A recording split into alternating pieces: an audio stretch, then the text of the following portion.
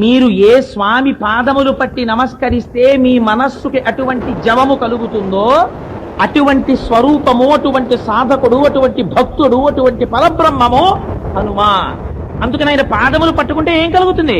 మీ మనస్సుకి కూడా అటువంటి జవము కలుగుతుంది. అటువంటి జవమున్న, అటువంటి మనసున్న మనిషి ఎవడో వాడు మాత్రమే సమాజమునకు ఆస్తి. వాడు 10 మందిని తనతో పాటు తీసుకెళ్ళగలుగుతాడు. 10 మందికి మంచి మాట చెప్పగలుగుతాడు. 10 మందిలో ఉత్సాహము నశించిపోయి కష్టంలో ఉన్నవాడిని బతికేటట్టు చెయ్యగలుగుతాడు. ఇంకింతకన్నా ఏం కావాలండి? చచ్చిపోయేవాడిని కూడా బతికించగలిగితే ఎవడి మాట చెప్పాడో వాడి జన్మ సార్థకత పొందినట్టే. ఇది మీకు రావాలంటే, మనస్సుకు అటువంటి జవము కలగాలంటే ఎక్కడి నుంచి వచ్చింది ఈ జవం? బాగా జ్ఞాపకం పెట్టుకోండి. సంకల్ప వికల్ప సంఘాతమైనటువంటి మనస్సు మీరు ఏదో ఒక ఆధారమును అందించడంలో పొరపాటు పడితే